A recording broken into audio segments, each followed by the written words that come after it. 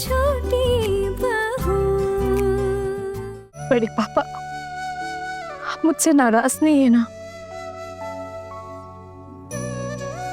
माँ का थोड़ा सा ख्याल रखिएगा प्लीज। क्या बोल रही है बेटा? इतने दिनों तक तो तुम दोनों माँ बेटी का मैंने ही ख्याल रखा है और देखभाल ही नहीं की है बेटा। तेरी शादी तक कराई और तू ऐसे बोल रही है? छोड़ो ये सब बातें, मुझे आशीर्वाद देने दो। बस बस, अब अच्छे से अपनी घर गृहस्थी संभालना। कोई ऐसी बात दोबारा मत करना जिसकी वजह से हमें खरी खोटी सुननी पड़ जाए। याद रखना, तू जो भी करेगी ना उसका सीधा असर हम पे भी होगा। और बचपन से तो तू हमारे साथ रही नहीं, तेरी परवरिश की जिम्मेदारी तेरी माँ की थी। तो जो भी करना वो ध्यान से करना और हमें किसी बात में मत घसीटना अब, ठीक है? अरे बहू, तुम इसे आशीर्वाद नहीं दोगी क्या? ठीक है ना माँ, अब एक एक करके सबका आशीर्वाद लेने की क्या जरूरत है? वैसे भी इन्हें देर हो रही है। अरे नहीं नहीं, कोई बात नहीं, आप लोग अपनी रस्में पूरी कर लीजिए, ज्यादा समय नहीं जाएगा, कुछ देर की बात है, हम बस निकल जाएंगे। खुश रहो। माँ, अपने बेटे को बोलो आशीर्वाद दे देंगे। अरे ठीक है, सबके पैर छूने की कोई जरूरत नहीं है। चाची, जो जो रस्में बाकी रह गई हैं पूरी कर लीजिए। हाँ हाँ चलो, अब कनकांजलि की रस्म पूरी करनी है, चलो पूरी करो। अब चावल डालने के बाद तुम्हें निकलना होगा, उसके बाद माँ का मुंह भी नहीं देख पाओगी, ठीक है ना? चलो छुटकी, आंचल खोलो।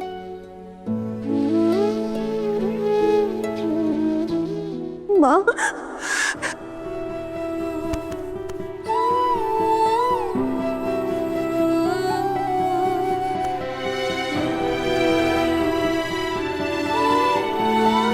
अरे अब ये रोना धोना माँ बेटी बंद करो ना। अरे जीवन का यही नियम है, 2 दिन में सब कुछ सह जाता है। चलो रस्म पूरी करो। है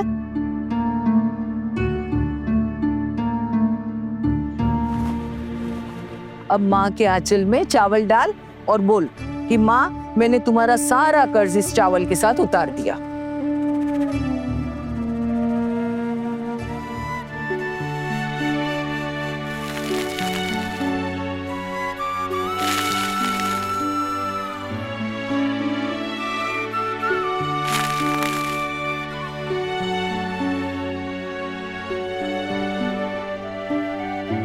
माँ, मैंने तुम्हारा हर कर्ज इस चावल से चुका दिया।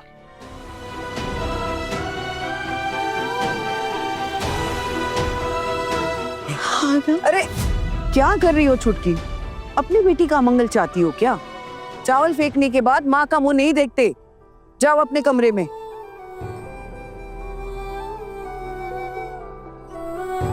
खुश रहना माँ, अपना ख्याल रखना। तू भी खुश रहना बेटा। बड़ी लाचार है तेरी माँ, तेरे लिए कुछ नहीं कर पाई, अपना ख्याल रखना। अरे चलो आना, देर हो रही है।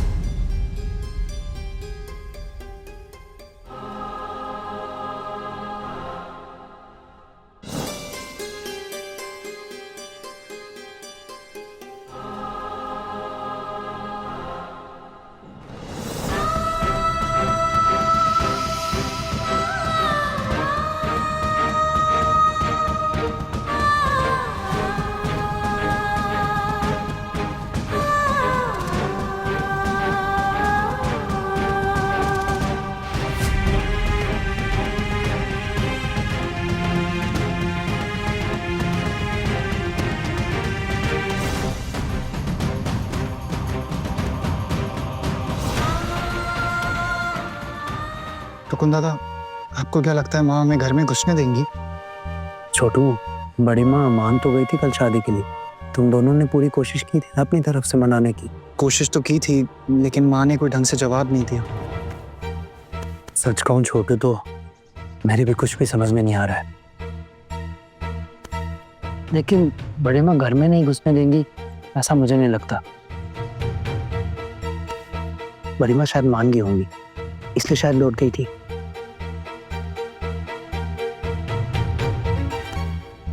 आना, चलो विदाई का वक्त हो गया है, आज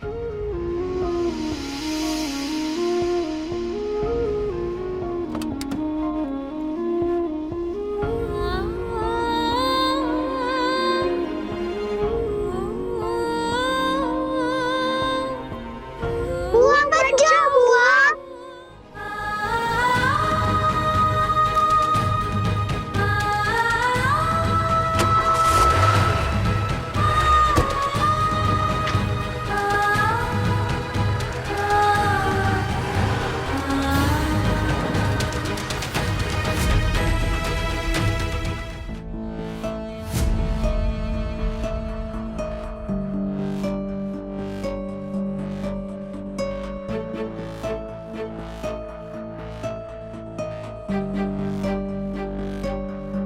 माँ, क्या है, क्या चाहिए? माँ वो मैं बोल रही थी कि उन लोगों के पहुंचने का टाइम हो गया है।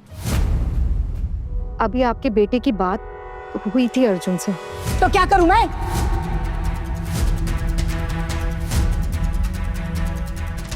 घर में इतना बड़ा कांड हो गया है, उनके आने की खुशखबरी सुनाने आ गई, तो क्या करूं? धुनुची नाच दिखाकर आरती उतारूं उनकी? कल इतना कुछ हो गया हमारे घर में, दीदी को दौड़ते हुए जाना पड़ा वहाँ, और तुम तीनों बहुएं देर रात तक वहीं पड़ी रही, क्यों? नहीं चाची, हम लोग तो आना चाहते थे, लेकिन अकेले कैसे आते? हम तो माँ के पीछे पीछे भी आए थे, लेकिन माँ तो आकाश तेवर जी के साथ गाड़ी में बैठकर निकल गई।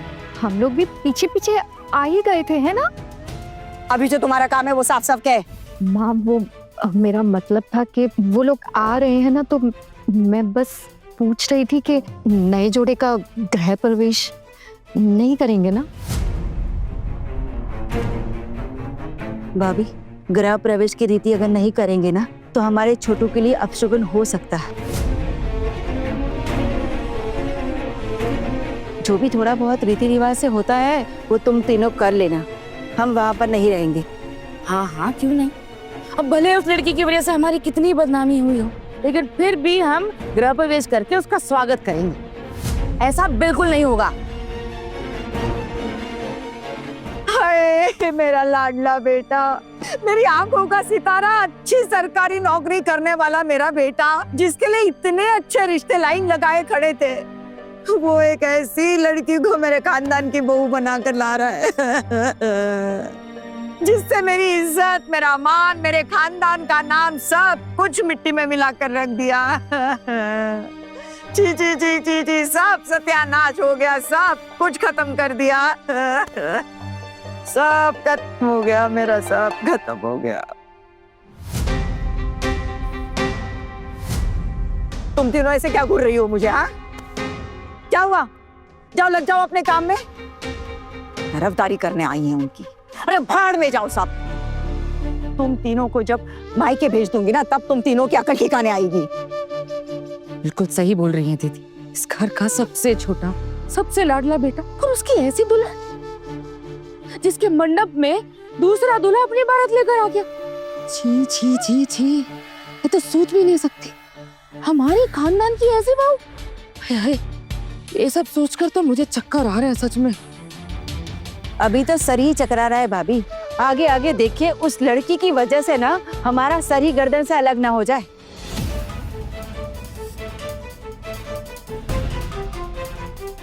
एक बात याद दिला दो ठाकुर जी, मैं दुर्गा देवी, दिवंगत भूपति नाथ सेन की विधवा।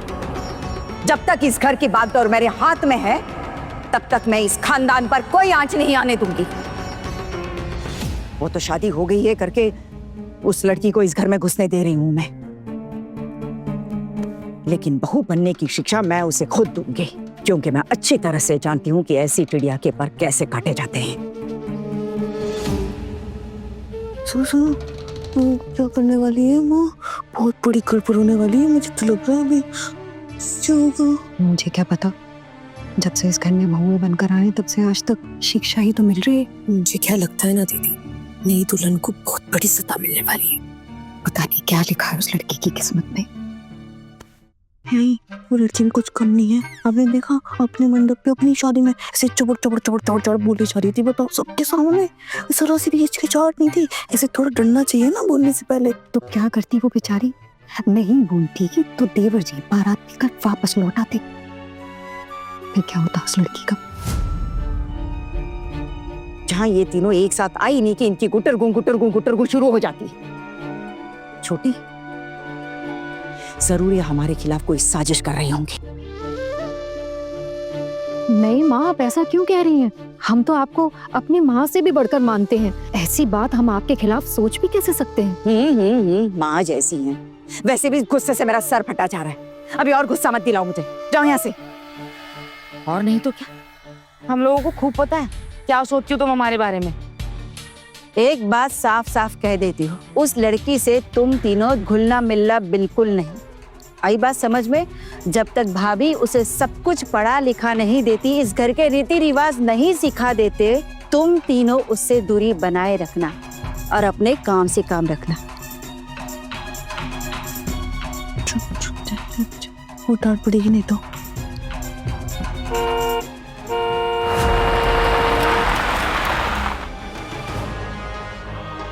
लगता है वो लोग आ गए। छोटी चाची आ गई। छोटी चाची आ गई।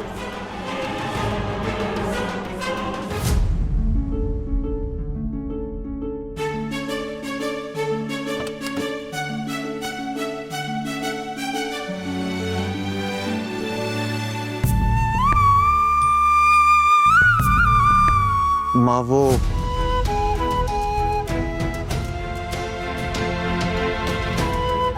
दीदी, दीदी, अरे दीदी रुकिए ना, रुकिए रुकिए। आप कहाँ जा रही है? ये आपका घर है, आप कहीं नहीं जाएंगे, आप यहीं रुकेंगे। मैं अपने कमरे में जा रही हूँ। मुझे उस लड़की का चेहरा नहीं देखना है। छोटी, अगर आप उस लड़की का चेहरा नहीं देखोगी तो उस लड़की को इस घर के रीति रिवाज कैसे सिखा पाओगी? सब कुछ आप ही को तो संभालना है। उस लड़की को इस खानदान की बहू कहलाने के लायक सिर्फ आप बना सकती हैं, नहीं तो हमारे छोटू की जिंदगी बर्बाद हो जाएगी। मेरे तो छोटू की जिंदगी बर्बाद हो गई, अब और क्या होगा? नहीं नहीं नहीं दीदी, अरे खुद को संभालिए। अर्जुन इस खानदान का बेटा है, ऐसे कैसे उसकी जिंदगी खराब होने देंगे हम? आप अपने आंसू पोंछ लो। हम दोनों है ना, हर मुसीबत में आपके साथ खड़े हैं। देखिए भाभी, आज काल रात्रि है, आज तो उन दोनों का मिलना मना है। अभी वो लोग आएंगे तो उन्हें अलग अलग कमरे में रुकाना है, लेकिन कल नियमों के अनुसार उनकी सुहागरात है। कुछ भी कर कर आप उनकी सुहागरात मत होने देना। कौन सी सुहागरात? कोई सुहागरात नहीं होगी। अभी तक वो लड़की इस खानदान की बहू नहीं बन पाई है, और जब तक वो इस खानदान की बहू बनने लायक नहीं हो जाती, दोनों एक दूसरे से अलग अलग ही रहेंगे।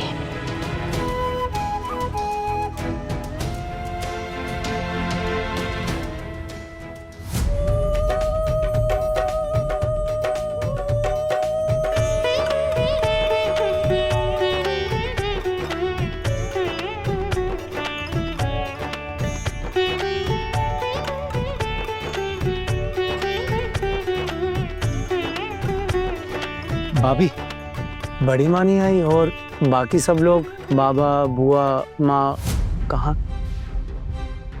देवर जी, माँ दुल्हन के गृह प्रवेश में नहीं आएंगी, चाची और बुआ भी नहीं आएंगी।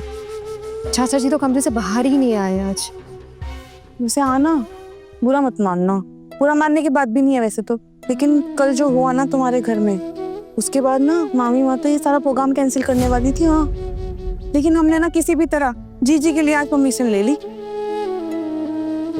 लेकिन मामी माँ जैसे कल गुस्सा कर रही थी ना, का दुक्का, मुझे तो ऐसा लग रहा था जैसे वो ना तुम्हें हमारे घर की चौखट भी लांघने नहीं देंगे। बताओ। छोड़ो ना दीदी ये सब बातें अभी। हाँ, एक ना एक दिन जरूर सब कुछ ठीक हो जाएगा। तुम बिल्कुल भी टेंशन मत लो, ठीक है ना? ठीक है। अर्जुन दादा, जल्दी जाइए, परिमा को मना लीजिए, का गुस्सा ठंडा कीजिए। से ज्वालामुखी जैसा हाल हो गया है परिमा का। हाँ, मैं भी यही सोच रहा था कि माँ के पास जाना चाहिए। यहाँ हो गया ना सब कुछ भाभी? देवर जी, अभी कुछ रस्में बाकी हैं, मिठाई भी तो खानी है। ये लो, आना, मुंह खोलो। ये लो देवर जी। नहीं भाभी, मुझे नहीं खाना। देवर जी रसम है, करनी पड़ेगी, मुंह खोलिए। भाभी मैं आपसे कह रहा हूँ ना, मुझे नहीं खाना। मुझे अभी कुछ अच्छा नहीं लग रहा है, प्लीज छोड़ दीजिए। छोटू, ऐसे अच्छा ना लगने वाली क्या बात हो गई? तू आना को ट्रस्ट तो कर रहा है ना, तो बस बाकी कोई भी बात अपने दिमाग में मत रख, और देखना धीरे धीरे सब कुछ नॉर्मल हो जाएगा घर में। भाभी आप खिलाइए। अरे टुकुन दादा, मैं बोल रहा हूँ ना, मुझे नहीं खाना। आप लोग क्यों जबरदस्ती कर रहे हैं मेरे साथ? मुझे नहीं है मीठा खाने का मन। मैं हाथ जोड़ता हूँ आपके आगे, प्लीज। देवर जी ठीक है, रहने दीजिए भाभी। हाय छोटी चाची, मेरा नाम मिठाई है। हाय चाची, सोचा था वेलकम के समय दरवाजे रोक कर रखेंगे और घर के अंदर पाँव रखने के लिए टोल टैक्स लेंगे आपसे, पर दादी बहुत गुस्सा है ना, इसलिए पूरा प्लान चौपट। छोटी चाची, दादी ने आपके साथ बात करने से मना किया था, तो भी हम लोग छुप छुप के आ गए। प्लीज आप किसी को बताना मत। अभी ये सब बातें मत करो, अगर दादी ने सुन लिया ना तो बहुत डांटेंगी। आना, अभी थोड़े दिन तो ये सब कुछ चलेगा, इन बातों को दिल पे मत लगाना, ठीक है? अंदर जाके ना माँ का आशीर्वाद लेना, उनको प्रणाम करना, और अगर वो कुछ बोले तो चुपचाप सुन लेना। मंजली, वो दूध का थाल कहाँ है? वो बोला था ना लेकर आना है, उसमें पहले ये पाँव रखेगी, उसके बाद ही घर में कदम रखेगी। जल्दी से लेकर आओ। हाँ, सब कुछ रेडी है दीदी, चलते हैं अंदर। चलो चलो चलो, आओ।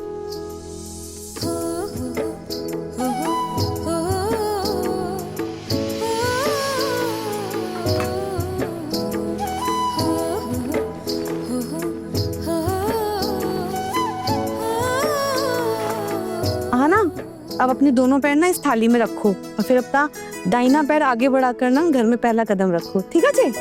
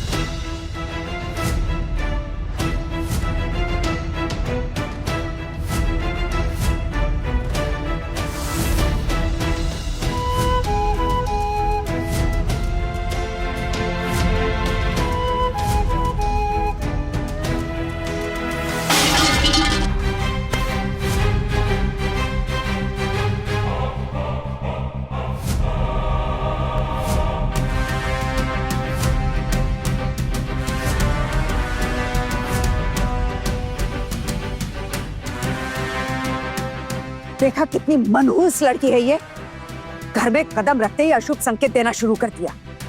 पता नहीं कैसे इस घर की बहू बन पाएगी, कहीं ये मेरा परिवार ना उजाड़ दे। बड़ी माँ, पाँव अटक गया था साड़ी में, इसलिए कुछ नहीं होता इन सब बातों से, सब बेकार की बातें हैं माँ। बस टुकुन, कल से बहुत सुनते आई हूं मैं। इस मनहूस लड़की को इस खानदान की बहू बनाने के लिए मेरे हाथ धोकर पीछे पड़े थे ना, देख लिया? बस हो गया सब का अब ये नाटक।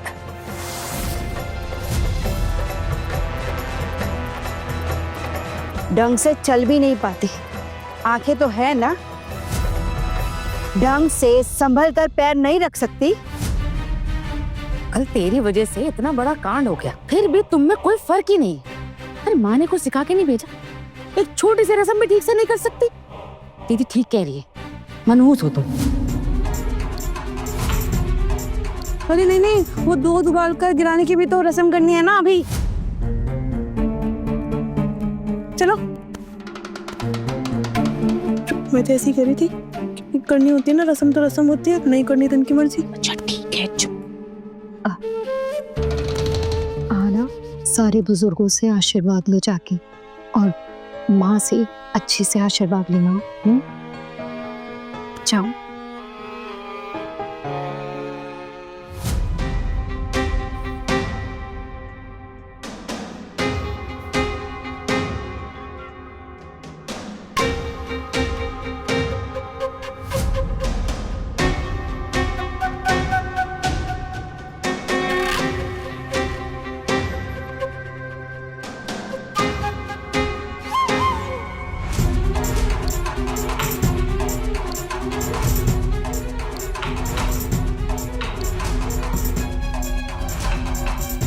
मैंने कहा तुमसे मेरे पाँव छूने के लिए, मुझसे आशीर्वाद लेने के लिए, जो आ गई मेरे पैर छूने। आप भी तो मेरी माँ जैसी है और अब ये भी तो मेरा परिवार है। मुझे आशीर्वाद नहीं देंगे आप लोग? बस बहुत हो गया, हमारे पैर छूने की कोई जरूरत ही नहीं। हाँ ना, तुम्हारी छोटू से शादी हुई, इसका मतलब ये नहीं है कि इस घर के लोग तुम्हें सर पर बिठा कर रखेंगे। तुम्हारी ट्रेनिंग होगी इस खानदान की बहू बनने की, और वो ट्रेनिंग मैं तुम्हें खुद दूंगी। अगर उस ट्रेनिंग में तुम पास हुई तो ही इस घर की बहू कहलाओगी, वरना तुम वापस अपने मायके जाओगी। आप जैसा चाहेंगी वैसा ही होगा माँ। मैं अपनी किस्मत थोड़ी ना बदल सकती हूँ। आपको जो सही लगे कीजिए, मुझे आपकी हर बात मंजूर है। बस कुछ दिनों के लिए आप लोगों की सेवा करने का मौका दीजिए मुझे, इतना ही चाहती हूँ।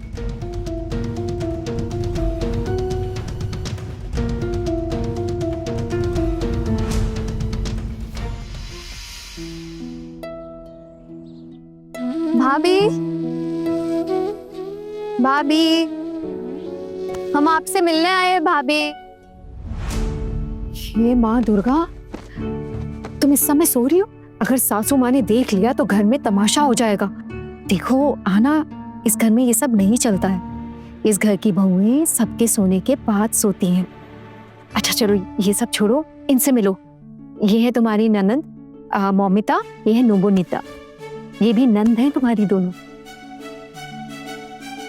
हाँ ना, शादी के चलते बहुत थकावट हो गई होगी ना तुम्हें?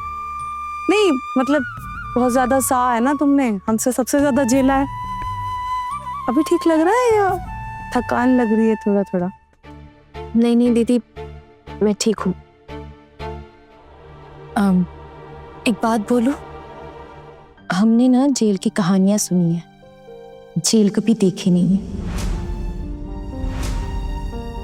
पर दावे के साथ कह सकती हूँ जेल के कैदी भी यहाँ के नियम कानून को झेल नहीं पाएगी।